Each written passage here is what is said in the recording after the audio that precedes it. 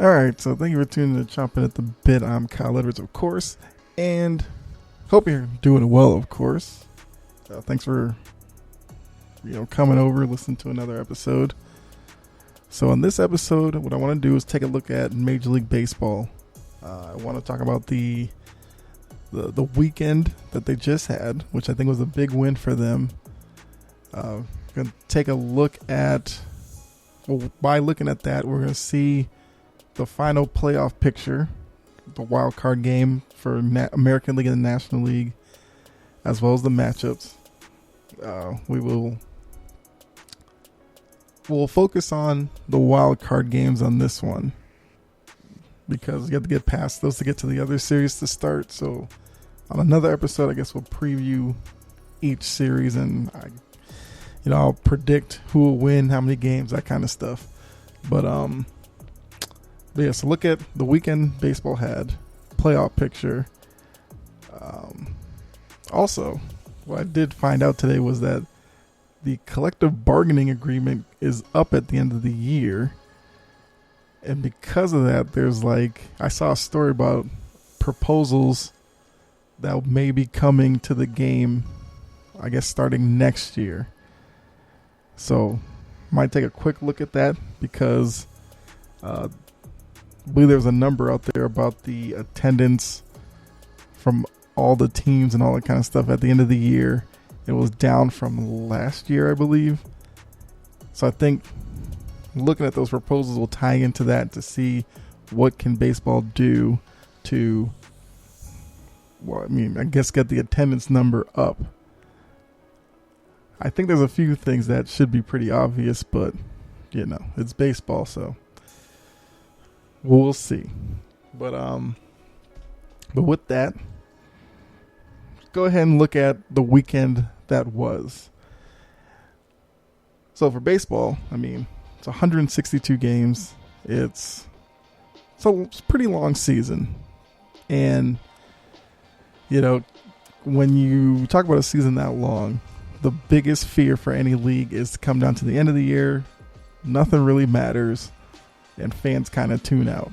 Luckily, this weekend there was a lot. There was still some stuff that needed to be figured out. So looking at the National League, basically the whole playoff picture was set except for the wild card game, where we basically knew it was going to be the Cardinals are there, and we know that they're going to be traveling somewhere. What we didn't know was whether it was going to be to the Dodgers or the Giants, because those two teams are still fighting for the National League West Division title. So ultimately, the Giants came out on top, and now we have the Dodgers as the number one wild card, which crazy thing is they won, I believe it was 106 games, and they did all that to just be a wild card team, which lets you know how good the Giants were this year as they won 107 games. So Wednesday is the National League game. So you'll get Dodgers, Cardinals on Wednesday. And so like I said, for baseball, I feel like this is a pretty big win. Like I said, intrigue down to the very last day. Giants, Dodgers, two historical brands in the game. That's good. And now you're moving on to a wild card game where it's just one game between two teams fighting for the chance to play what would be the Giants in the divisional round in the playoffs. So we could have a scenario where Dodgers and Giants fought it out all year. Down to the last day, Dodgers go into the wild card game, win that game, and then have to turn around and now play a series against the Giants. So, it would be very interesting.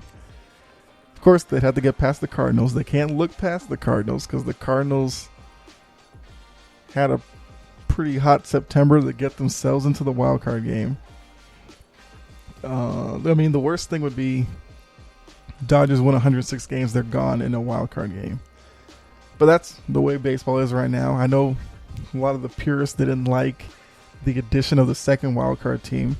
I think I think it was a great move by baseball. It was something that they needed to do to kind of shake up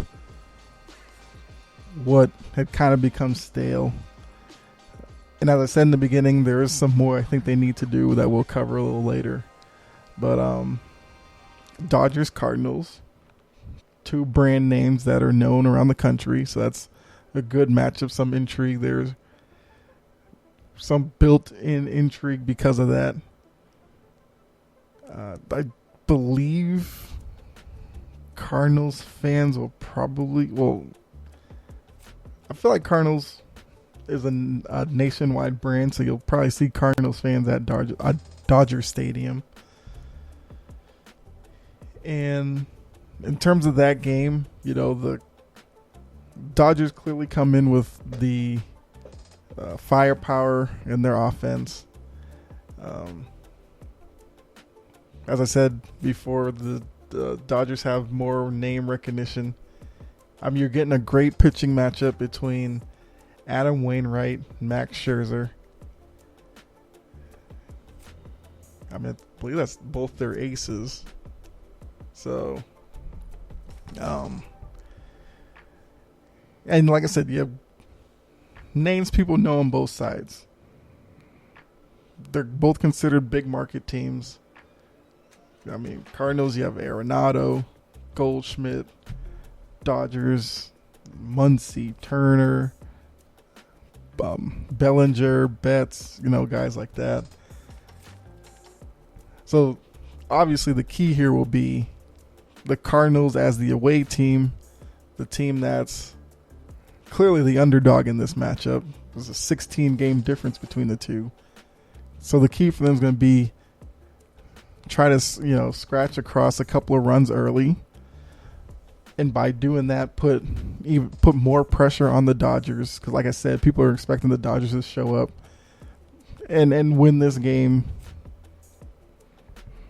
I don't know if I would say easily, but definitely win this game. So the more pressure you can put on the Dodgers earlier, the better for the Cardinals. Because as the game gets late, that pressure is just going to continue to build, especially in front of their home crowd with the Dodgers. And I believe the odds makers have the Dodgers as the favorite to win the World Series. So depending on how many of these players maybe know that, that's going to add to that pressure in the later innings. And like I said, it's just a one-game series between these two. So all the Cardinals need to do is be better than the Dodgers on one day, which is Wednesday. And then the Dodgers are eliminated. And so obviously the key for the Dodgers in this matchup would be obviously if they can score early, get the crowd into it. That takes a lot out of the sale for the Cardinals. But also if they keep it close late, I'm sure they can lean on their lineup to produce later on in the game. And they'll definitely feel comfortable doing that. Because like I said, up and down the Dodgers lineup, it's tough to navigate. Of course, we don't have the lineup yet because the game's tomorrow or Wednesday, depending on when you're listening to this. So we don't get the lineups until like a couple hours before the game. But one thing to look forward to is the injury with Kershaw. Because the Dodgers don't have a problem going with Scherzer to start this game. Basically, the reason that they brought him in mid-season was for moments like this. But I do wonder if it's something where Scherzer struggles early in the game and the Dodgers, have to go to the bullpen. I wonder if they would, like to have the option of putting Kershaw maybe out there a couple of innings to solidify. So we'll have to see if maybe that becomes an issue or not. But probably shouldn't. And let me see what else. Let me see what the Cardinals do team-wise? Oh, here we go. So looking at them, let's see. Both teams hit about the same average. Dodgers score more, like I said. They have more power, obviously. Yes, I mean, the only thing that really is the same between the two is batting average. Because even looking pitching-wise, Dodgers have more strikeouts, so they have more power arms. Dodgers have a lower ERA, which probably equates to the strikeouts. So that's what I'm saying. Looking at statistically, everything points towards the Dodgers. But like I said, all the Cardinals got to do is be better. 1 game, 9 innings. That's it. And they have the talent to do it. And the Cardinals are battle tested, even though some of the names have changed in the lineup. But the Cardinals just have a way of really thriving in an underdog role.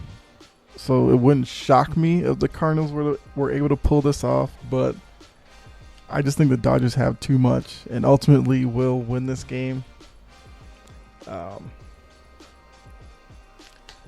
Just a quick reaction, I would say I'd probably go like 7-3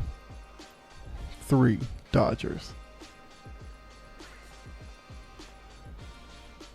But so like I said, the winner of that game would go to the Giants, who are the best record in the National League. And then the other matchup was the Braves and Brewers. Like I said, we'll preview those matchups on another day. But now taking a look, American League side. So going into the final day, had scenarios where 4 teams could literally finish with the same record. And I gotta be honest, I had no idea if that happened, what the tiebreaker rules were. I mean, in terms of baseball, they will just do a game 163. I don't know how they decide who plays who. Soon coin flip or something. But there's a chance that, I think if they did game 163, it would have been on Monday. So you could have 2 games Monday between the 4 teams, and then the wild card game would have been, would have been pushed out to Thursday or something. But there's a real chance for absolute chaos.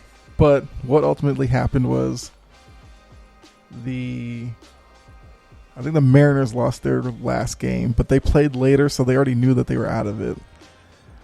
The Blue Jays, I believe, won their game first. So in knowing that, the Yankees and the Red Sox were playing at the same time. So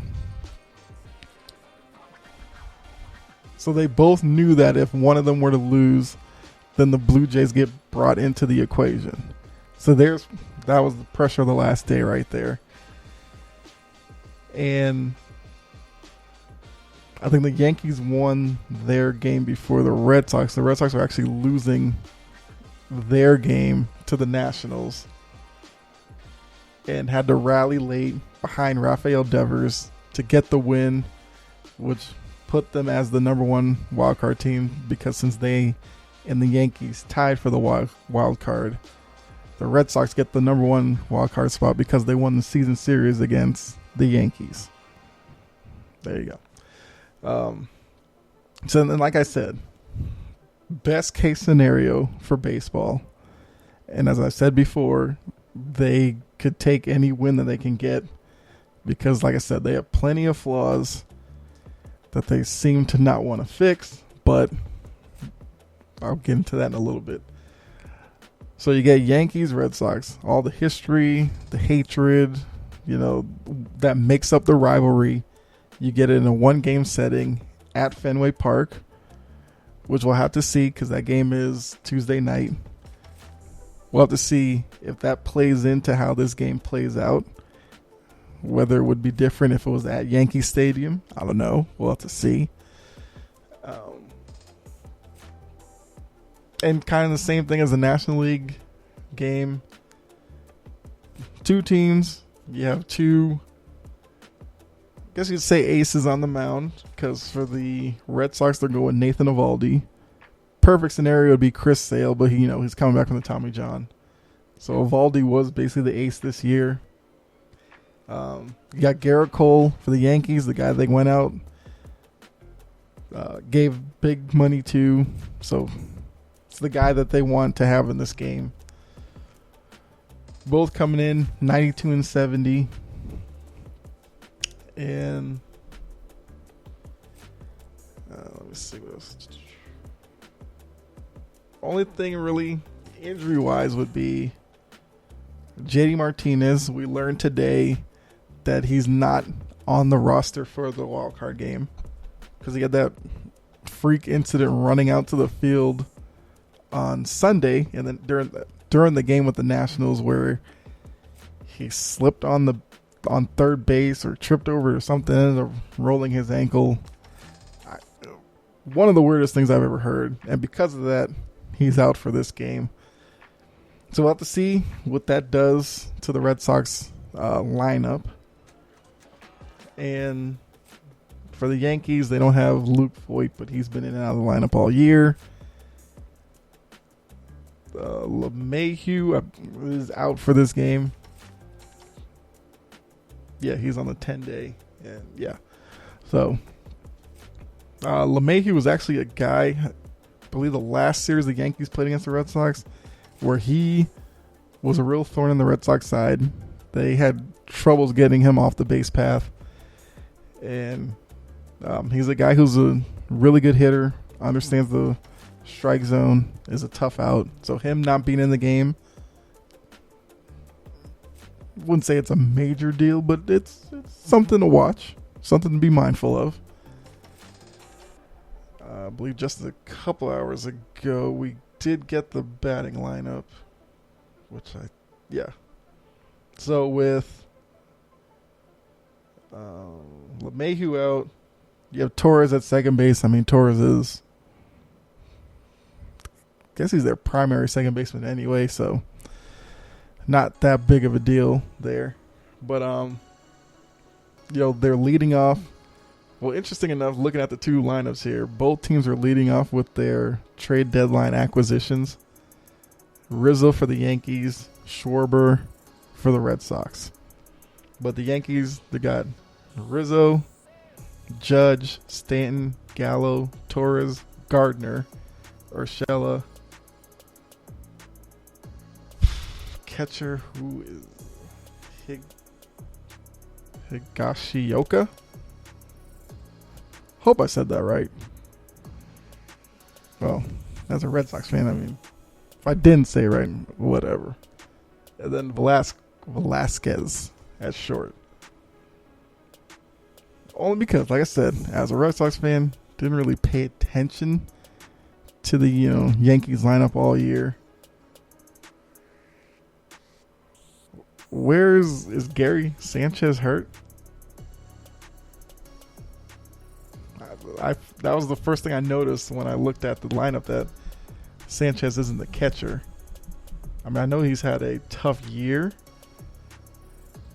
and he has his issues behind the plate with, pass balls and all that kind of stuff, but let me see. Yeah, he's not on the injury report, so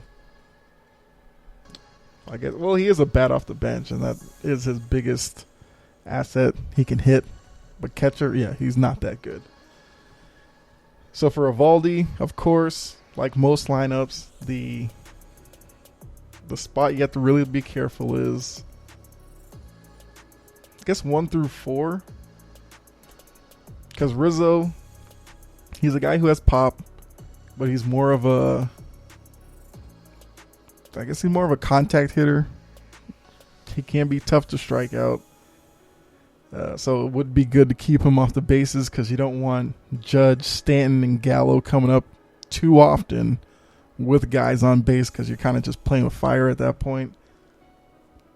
But if Eovaldi can navigate those four and limit their production, through, say, 6-7 innings. That's what the Red Sox would love to see Eovaldi do. About 6, 6 1/3, 6 2/3. Maybe push it to 7. And then, because we know with Alex Cora, once Cora's in playoff mode, he works the bullpen probably differently than most managers do, where he has no problem using starters in the bullpen. Because, off day, some pitchers will like throw a bullpen session during an off day. He will sometimes use that day as a day to put them in the game. So don't be surprised if you see. I mean, this is based off of Eovaldi going only 2-3 innings, because maybe he gets into trouble. Like a Erod coming in, Tanner Houck, Pavetta.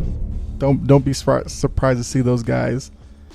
You warm up in the bullpen and some of them come into the game. But I think best case scenario, they'd like to see Eovaldi go 6-7 innings. Then if you go 6, you could probably go with Houck for maybe an inning. Then go Whitlock and Robles. I know, to the Red Sox fans out there, probably wondering about Matt Barnes, who was an all-star this year, but ever since he went on the COVID list and then came back, something's been off with him. And I think it's to the point where Cora does not want to use him if he, definitely doesn't have to in this game. Because he's been so erratic that you would hate to put him out there in a tight game, have him, miss a pitch, and, Stanton or a Judge knocks one over the green monster. You lose the lead, and then it turns into a whole thing. So, the guys in the bullpen that he wants to rely on, that's what he's hoping he can stick to that. And right now, Whitlock and Robles, at least over the last few weeks, have probably been the two best arms in the bullpen. So that's what I would say is what they would go with. Yeah, just looking at the rest of the Yankees lineup, Torres and Gardner are kind of your guys who, if they have a big night, usually spells trouble for your team, because Gardner is only hitting 222, but he can be kind of a pest at the plate. Foul off a lot of pitches, that kind of stuff. And yeah, you don't want him to have a good night, because that usually means the rest of the line is probably doing well. Urshela at third base, down at the bottom of the order, is a guy who he's got a little pop, but not too much to worry about. So, yeah, I mean, it's basically the top 4. Minimize them, you'll be fine. And then turn around the other way for Garrett Cole, who has struggled against the Red Sox this year, but he is a great pitcher, so let us see which Garrett Cole we get. And you'll probably tell early on how it's going to go for him.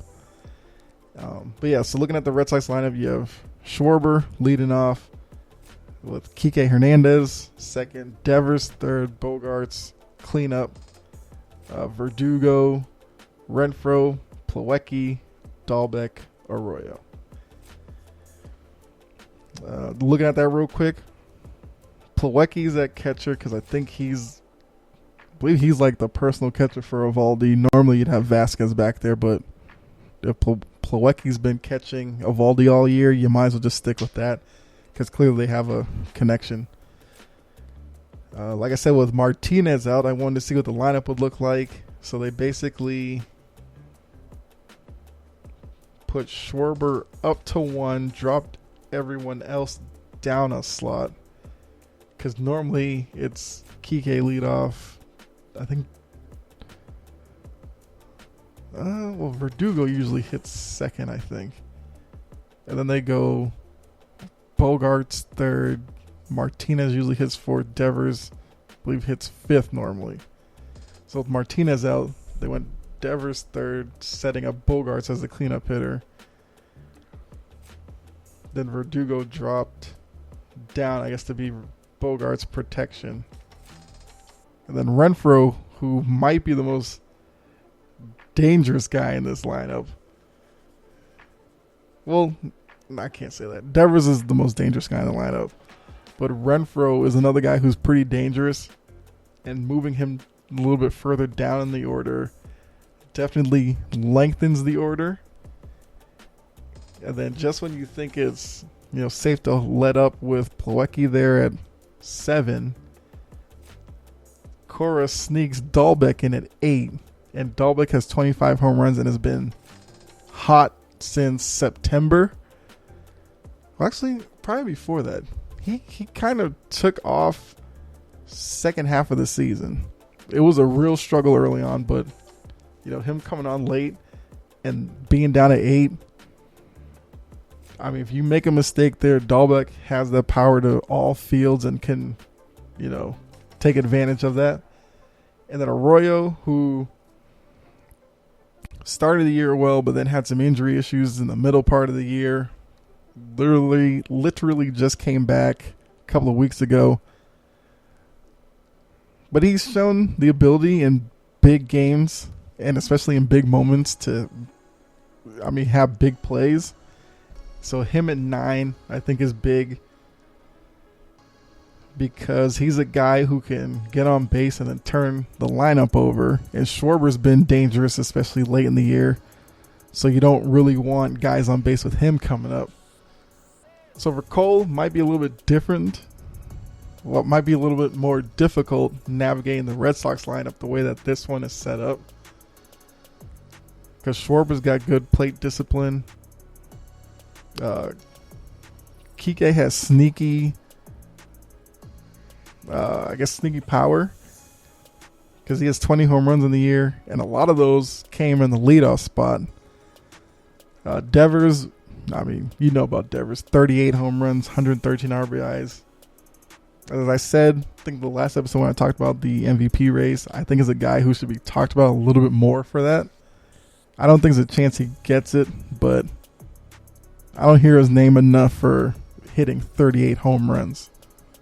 And he hits 279. A lot of these power hitters today hit like 230. Case in point, Joey Gallo for the Yankees has 38 home runs. He bats 199. Judge, 39 home runs, hits 287. So that's more along the lines of Devers. And Stanton's at 35 home runs, 273. So, but yeah, Gallo, 38 home runs, bats 199. That's crazy. But Bogarts, who's probably the most complete hitter in the lineup. And then you have Verdugo, who kind of got hot a little late. Like I said, Renfroe. Yeah, it's going to be tough for Cole. But Cole's that type of pitcher. If his stuff is on, he can navigate any tough lineup. Fenway Park's going to be, it's going to be loud. It's gotten to the point where there's a report that I guess the Yankees going to have Bucky Dent in attendance somewhere in the ballpark. It was before my time, but I know about the name Bucky Dent back in like the 60s or something. I think there's a 1-game playoff between the two of them, and he hit a home run. I believe it was at Fenway to give the Yankees a lead late and all this kind of stuff. So he's not really welcomed to Red Sox fans, but that just shows you how big this game is.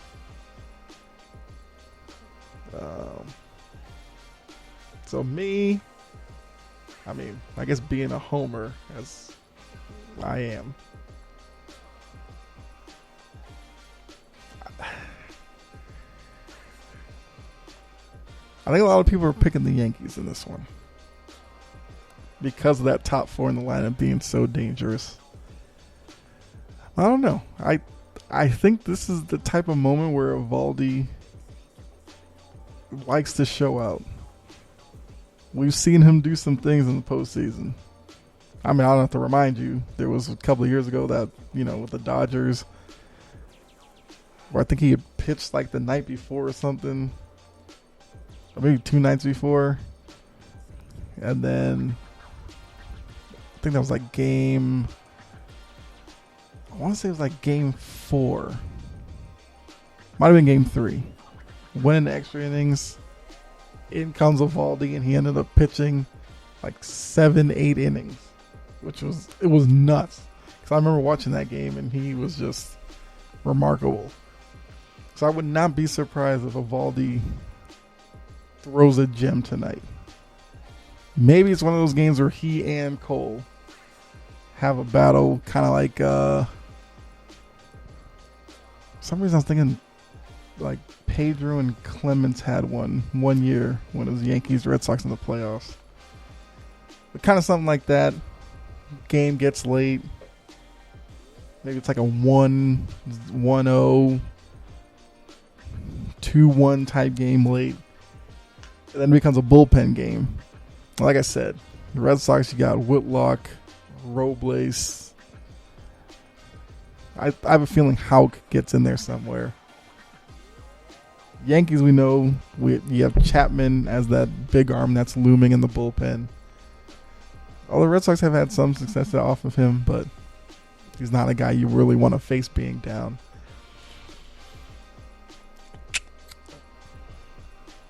But I think that the Red Sox get this one. I think they get it 5-3. That's my prediction.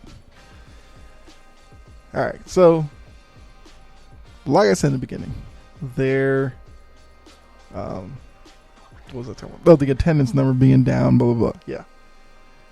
So I've said this for a while now. The reason why people aren't going to baseball games is because 1, it's a long season. And 2, if by the end of the year your team's not really in the race, you really probably aren't that interested in going too often.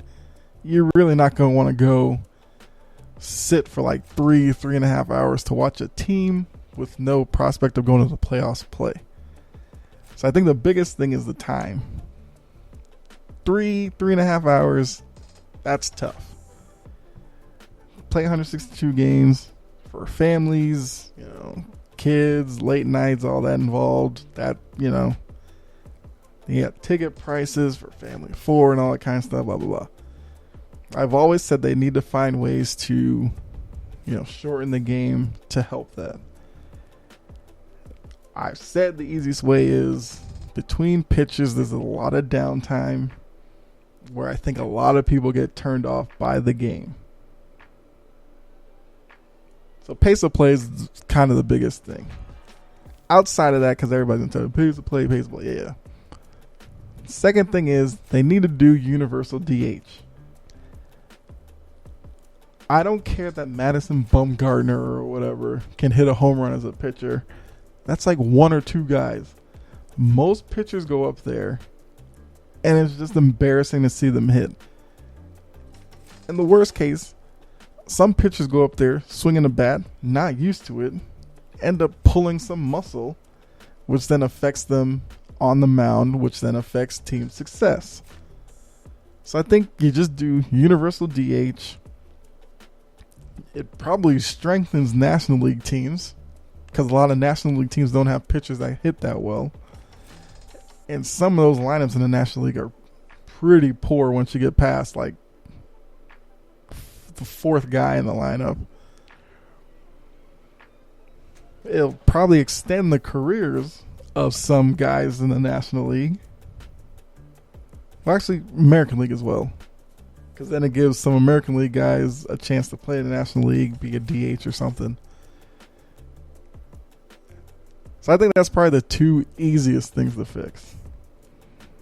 Another sneaky one that I say is I think it's cool with the extra wild card team. I do think that it being a 1-game series may have run its course by now.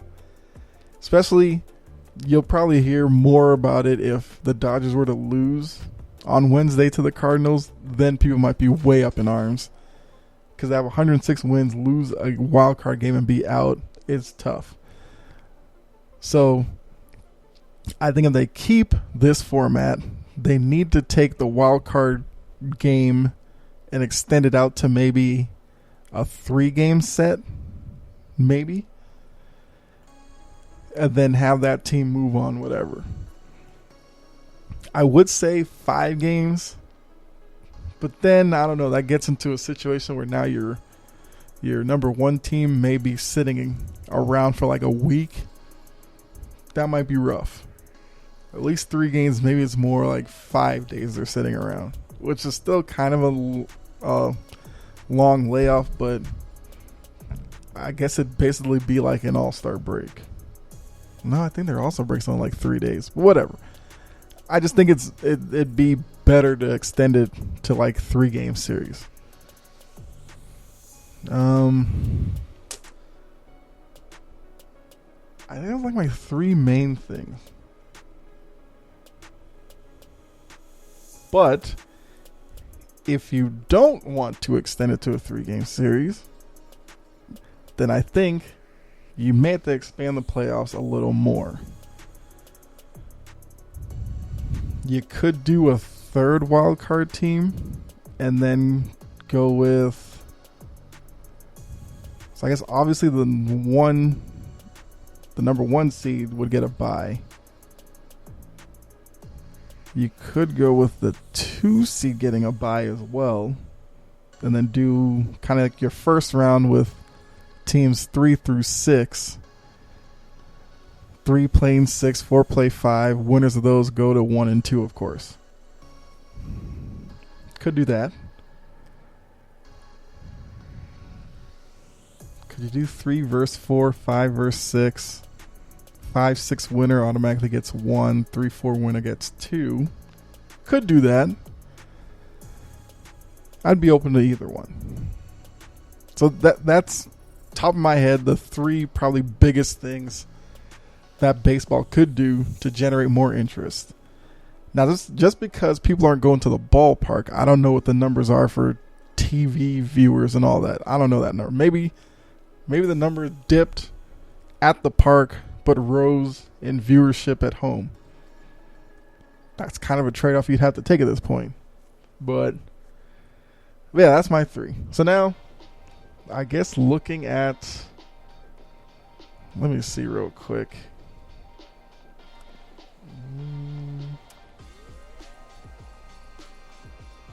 Like I said, just found out that the collective bargaining was up. And I'm interested to see what kind of is on the table. So looking at this. Alright, so let's see. MLB is proposing to expand the playoffs to 14 teams. Well, there you go. That's, I was saying up to 12. They're thinking about 14.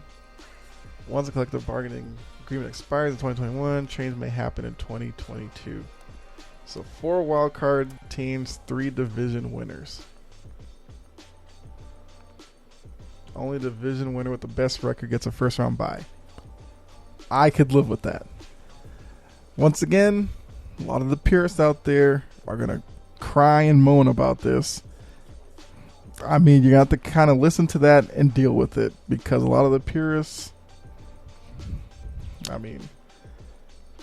are kind of the reason that the game is getting stale and dying at this point, just to be honest.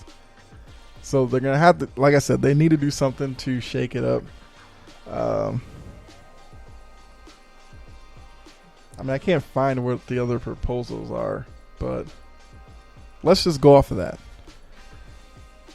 So just for the hypothetical, if you go to 14 teams, which what that means is you're now bringing in more markets to have interest later in the season. That's always a win. There's 30, how many teams are there? 15, and then it's 30, right? Yeah.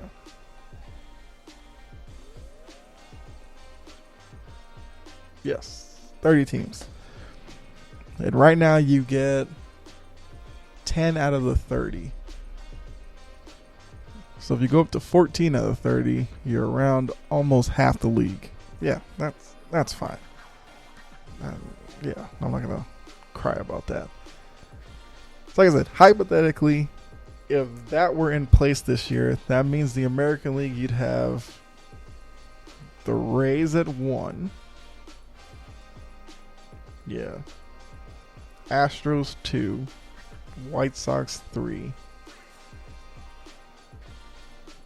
Red Sox 4. Yankees 5. So then with the 2 added teams, you get Blue Jays, Mariners. And then outside of that, Oakland would have finished like 4 games back. So there'd be the interest in Oakland would have lasted a little longer. You know, they came up short.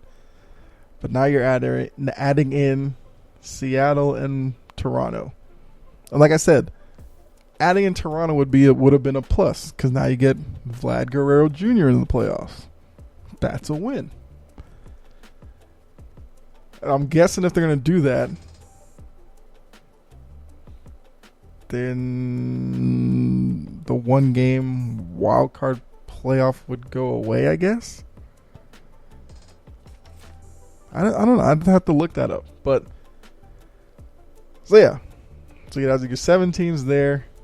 Oakland's pushing a little later into the year. So you'd have 8 teams fighting there, 7 spots. So all that does, like I said, adding intrigue. National League wise, Giants, Dodgers, of course. So that's 2. Then Brewers, Braves as your division winners. Wait, no, sorry. You'd have Giants 1, Brewers 2, Braves 3. Division winners. So then 4 wild cards. Dodgers, Cardinals. I mean, wow. National League is really top heavy. Because after the Cardinals, it drops off considerably. 7-game drop off. Then you have the Reds. Yikes. And then a game after that, the Phillies. So that would have been your 7 in the National League. Then you have the Mets, who finished 5 games behind the Phillies. At least you keep the Mets interested. The Padres, who everybody loved at the beginning of the year. 3 games out, so their season extended a little longer.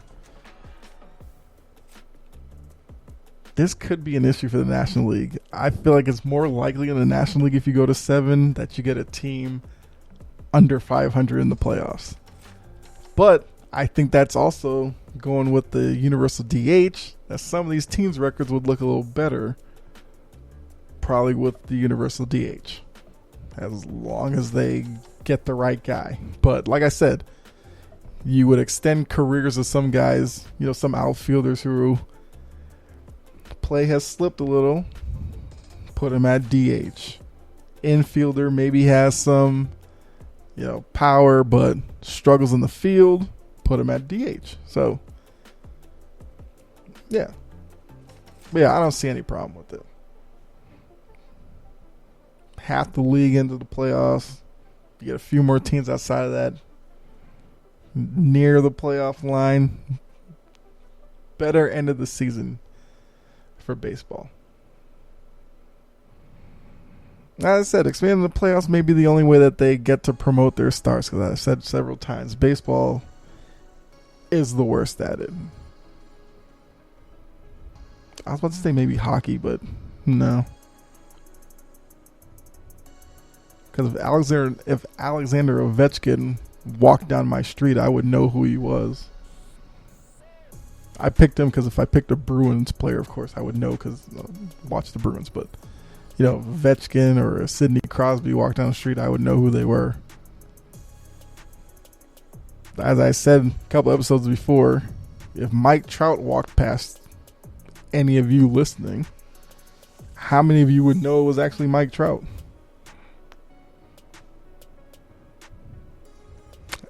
It might take me a second or two to figure it out. Shohei Ohtani, probably the same thing. Because just trying to mentally picture what Ohtani looks like, I'm struggling right now.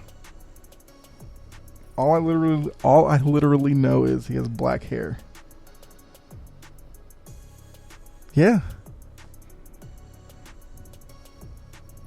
Guerrero Jr., I know the name. Pretty sure I could figure out who he was, but once again, take a second or two. Look at the NFL. If Lamar Jackson walked by, automatically would know. Tom Brady, automatically know. Russell Wilson, automatically would know. Basketball, they're probably the best at it because, one, none of their players wore helmets or anything. So yeah, Giannis walks by, you automatically know. LeBron, just throw any name out there, you would know. Talking about stars, of course. So baseball has to figure something out.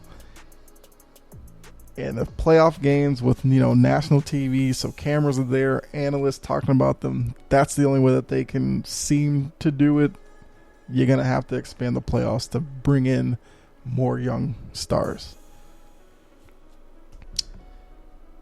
Yeah. I think it's a good spot to end this episode. But yeah, so hope you enjoyed it, of course. Looking ahead real quick. Next episode will be looking at week 4 in the NFL. I didn't get a chance to do my picks on an episode because I was out and came back too late to record it. But of course, I do write it down, so I will go over the picks, let you know where my thinking was. We'll see how well of a week I had. And then with that, do Thursday Night Football preview. And, do the pick for that. Then later in the week, NBA preseason started. So with that, want to talk about Ben Simmons. Want to talk about the poll with the general managers, I believe, around the league, where they picked their favorites for NBA champion as well as MVP. We'll talk about that. Won't do season predictions yet because season doesn't start until like 2 weeks. So we'll wait on that. You have NHL preseason. I'll probably wait on some predictions there. Like, I watch NHL, but I mainly watch Bruins. So I may talk Bruins on that one. So I might go homer there. So if you're not a Bruins fan, I mean, you may not care all about it, but I don't know. Maybe I'll do... We'll figure something out. I'll do some type of preview for NHL.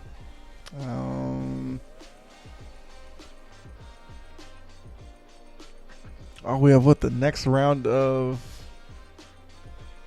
World Cup qualifying. So I got to talk about U.S. men's national team as well. So yeah, as you can see, there's plenty of topics running around in my head, so plenty to get to. So definitely make sure that wherever you are listening to the podcast, of course, hit subscribe or follow, whatever the option is. Leave a review, like on Apple Podcasts and all that kind of stuff. Definitely do that. I always say you should definitely follow me on Twitter at Chompin' Podcast. Or I think if you look me up, Kyle Edwards, you'll come up. But either way, at Chompin' Podcast. Follow me there. I tweet a lot, especially during football season, basketball season. Yeah. So you can interact with me there. Definitely, just this past weekend, I was kind of setting off some NFL fans of a certain franchise or two. So it's pretty funny, like I'm saying, follow me there. You can join in. If you prefer YouTube, you can go to my page. My channel, Kyle Edwards.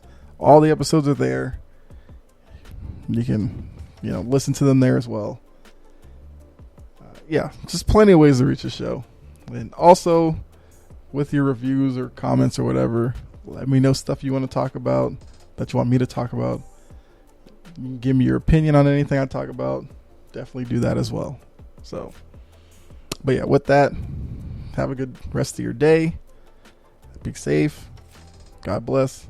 I'll catch you next episode. All right, I'm out.